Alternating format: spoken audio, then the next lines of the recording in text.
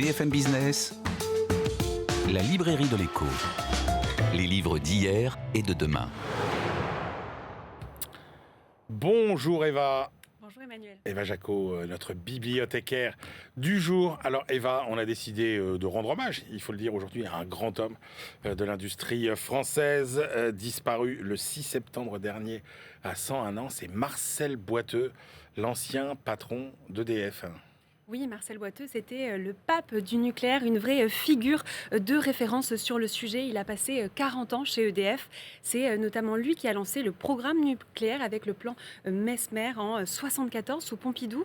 Alors dans Haute Tension, écrit en 1993, peu après avoir quitté la présidence, eh bien, il raconte sa vie de directeur général en 67, puis de président d'EDF en 1979. Alors Haute Tension, c'est vraiment ses mémoires, quoi. Alors son livre décrit effectivement les moments clés de sa carrière assez emblématique d'un jeune Français brillant, ingénieur, économiste de l'époque. Oui, tout à fait. Marcel Boiteux a un parcours assez exceptionnel, on peut dire même extraordinaire. Il a fait l'école normale en 42, puis Sciences Po jusqu'en 47.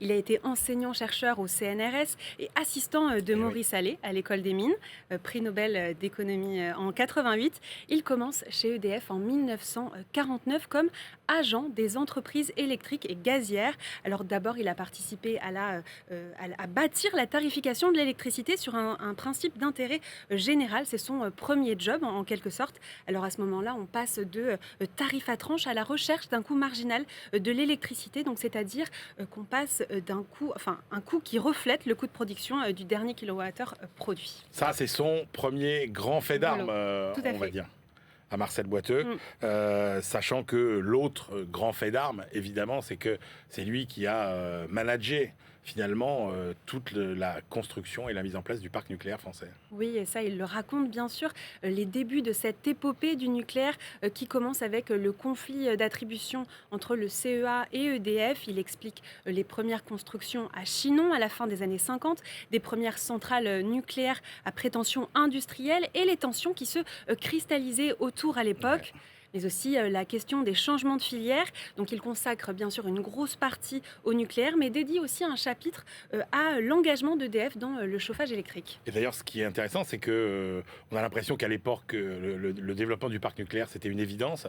Et en fait, il montre à quel point ça a été compliqué. Il y a même des comités de scientifiques, des pétitions de scientifiques qui disaient que le nucléaire, c'était dangereux. Alors, qu'est-ce qu'on peut retenir quand même de l'aventure d'EDF à l'époque et de si Marcel Boiteux était encore là, quel conseil il nous donnerait finalement pour relancer le parc nucléaire ? Eh bien, la grande leçon de Marcel Boiteux, ce serait que, en tout cas, ce qu'il disait, c'est que le plus compliqué, ce n'est pas la centrale en elle-même, mais réussir à faire travailler des corps de métier ensemble et cette notion de filière, tout ce qui est sous-traitant.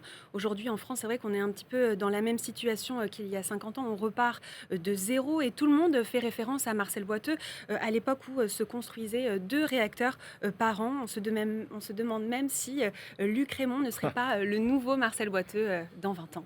Écoutez, on verra. Rendez-vous dans 20 ans. En tout cas, rendons hommage à ce brillant ingénieur, économiste, profil à la Dupuis aussi et à la Jean Tirole, qui étaient ces économistes industriels. Merci beaucoup Eva, c'était passionnant. Et bien maintenant, c'est l'heure de faire notre baluchon. Nous partons pour notre tour du monde hebdomadaire. BFM Business, la librairie de l'écho. Les livres d'ailleurs. Cher Benahouda Abdelhaim, bonjour. Bonjour. Benahouda, vous commencez par nous donner un petit peu la vision chinoise des raisons du déclenchement du plus grand conflit israélo-palestinien des dernières années. Oui, donc un texte qui vient d'être publié, c'est un regard de Pékin qui forcément hérissera les capitales occidentales. C'est celui du directeur d'un centre de recherche particulièrement influent, affilié au ministère chinois de la Sécurité d'État. Le texte nous parvient par une lettre très intéressante, une lettre spécialisée qui s'appelle Signification, Signification, Ça vaut le coup d'y jeter un œil. La Chine qui entretient avec Israël d'importantes relations économiques, notamment dans les technologies de pointe, n'en conçoit pas moins une extrême défiance pour le gouvernement israélien en place depuis fin 2022.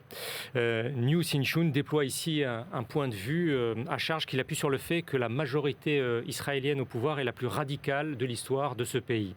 L'analyste chinois aborde point par point ce qu'il présente comme la mise en place d'une toile de fond essentielle à ce nouveau conflit. La police militaire israélienne qui se faufile, je cite, dans le lieu saint d'Al-Aqsa à Jérusalem, l'expansion continue des colonies israéliennes en Cisjordanie occupée, la tolérance pour les attaques de villages palestiniens, etc. Il souligne que dès lors qu'un conflit éclate avec Gaza tous les 2-3 ans, un autre s'inscrivait à l'horizon, écrit-il. Il ne traite pas de la nature de l'actuel. Ensuite, l'auteur inscrit tout son propos dans la recomposition du Moyen-Orient poussée par l'administration Biden, qui était censée représenter la normalisation entre Israël et l'Arabie saoudite au travers de l'instauration d'une coopération économique approfondie. Selon lui, l'affaire est désormais interrompue pour longtemps. Et à cet égard, comme à bien d'autres, New Sinchun fait porter une responsabilité écrasante aux États-Unis qui ont abandonné, dit-il, toute idée de résolution du conflit israélo-palestinien depuis 1993. Or, soutient-il, là où il y a occupation et contrôle militaire, il y a définitivement résistance armée. Ce spécialiste chinois du Moyen-Orient redoute à présent une nouvelle phase d'embrasement avec le Liban, avec la Syrie, au moment même où son pays se pose en médiateur central de cette région, après être devenu il y a 2 ans le premier partenaire commercial de la plupart de ces États. Direction les États-Unis, Benahouda, pour un bilan de l'égalité des sexes dans la santé. Alors, nous en avons bien entendu parler sur BFM Business de Claudia Godin, la professeure à Harvard qui a été récompensée du Nobel d'économie pour ses travaux précurseurs sur la place des femmes sur le marché du travail aux États-Unis.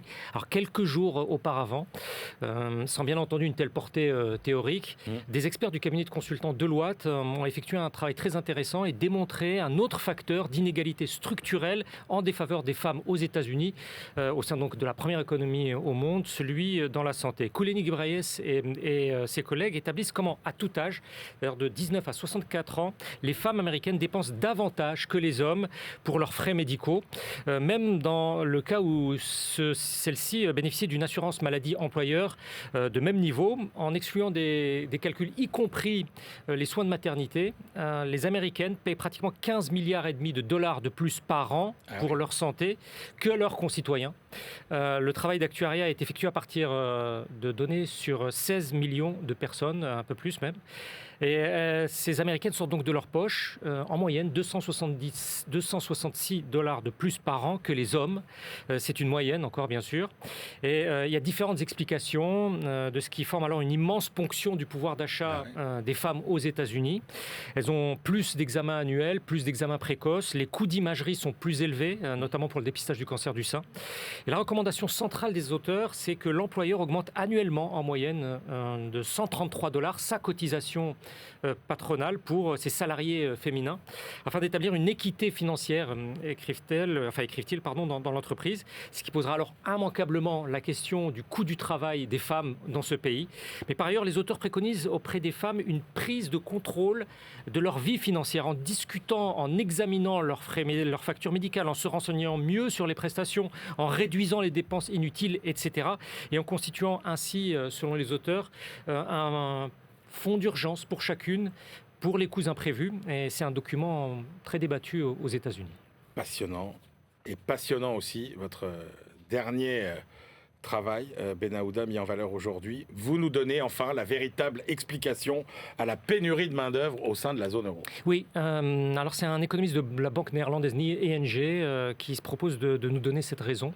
Bert Collijn, qui est basé à Amsterdam, estime que la diminution du nombre moyen d'heures travaillées en zone euro représente l'un des chocs les plus importants et quelque peu négligés, dit-il, d'un point de vue théorique, provoqués par la crise pandémique, celle du Covid-19. Ce nombre par personne active reste inférieur de 2,2% à ce qu'il était avant la pandémie, ce qui a un impact très fort, dit-il, sur le marché du travail de la zone euro. Cet économiste soutient que ce n'est pas une question de cycle ou bien de vieillissement. Donc, il écarte la question le paramètre démographique, mais de quantité de travail.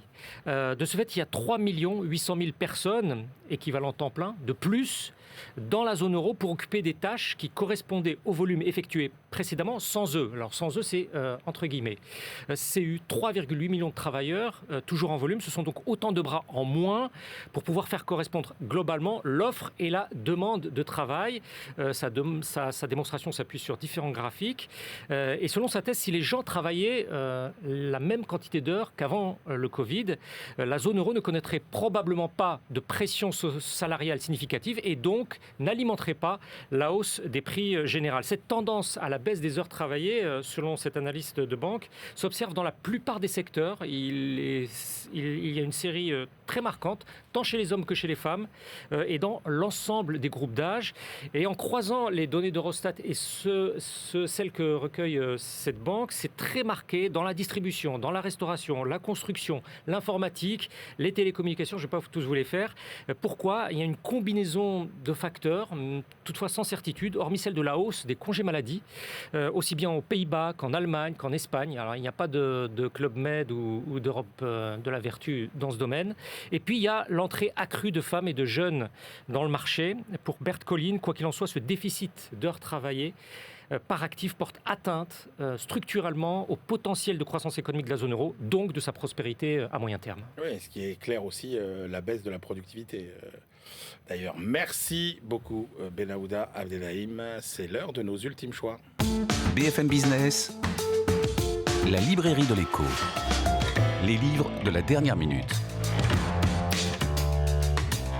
Messieurs, en début de semaine était décerné, je vais le dire pour ne pas vexer Christian, le prix de la Banque de Suède. Le prix de la Banque de Suède. En mémoire d'Alfred Nobel. En sciences économiques. En sciences économiques, que Jean-Marc appelle comme tout le monde. Le prix Nobel d'économie a été décerné à Claudia Gaudin. Alors je vous ai dit, tiens, si on se faisait une petite dernière minute pour que vous nous racontiez et nous en disiez plus sur Claudia Gaudin. Christian Chavagneux.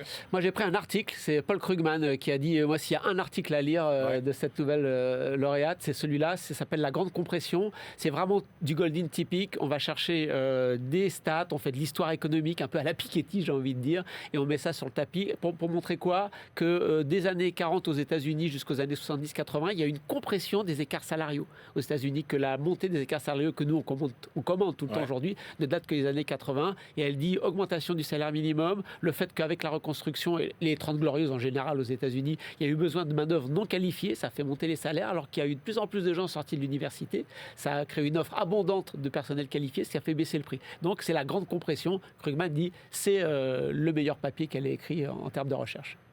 Jean-Marc Daniel, qu'est-ce que vous retenez, vous, de ce prix Nobel ? Parce que je ne vous cache pas que tel qu'il a été présenté, alors peut-être que, évidemment, quand ces travaux sont sortis, ils étaient extrêmement novateurs, mais c'est vrai que les conclusions qui en sont tirées aujourd'hui paraissent pas d'une innovation folle et d'une imagination Moi, je folle. considère de plus en plus que le prix Nobel d'économie s'apparente plutôt au prix Nobel de littérature qu'au prix Nobel de physique. En physique, on couronne, on salue une découverte. En littérature, on salue une œuvre. Et là, clairement, on salue une œuvre, c'est-à-dire des travaux qui sont des travaux, alors qui n'ont pas été traduits en français d'ailleurs. Ça a été difficile de trouver des textes de référence. Il y a des articles en français, il y a des interviews. Elle a accordé des interviews, notamment à un grand quotidien du soir, mais il n'y a pas de livre. Donc moi, j'ai retenu un de ses derniers livres qui est sur la course qu'il y a entre l'innovation et la formation, où elle dit bien que tout le monde dit qu'il faut de l'innovation, de l'innovation, de l'innovation. Mais elle dit, alors on rejoint un peu cette idée que l'enjeu de la main-d'œuvre, l'enjeu de la façon dont on traite la main-d'œuvre, l'enjeu dont on forme la main-d'œuvre est aussi important que l'innovation. Ça ne sert à rien d'avoir des innovations extrêmement performantes. Il n'y a personne qui sait les faire fonctionner. Et donc, pour conclure, ce que je trouve assez frappant, c'est que les 2/3 des prix Nobel ont été attribués à des Américains. Et en général, ces Américains ont donné lieu quand même à des traductions en français. Et là, c'est vraiment quelqu'un qui est dans le monde de l'économie américaine.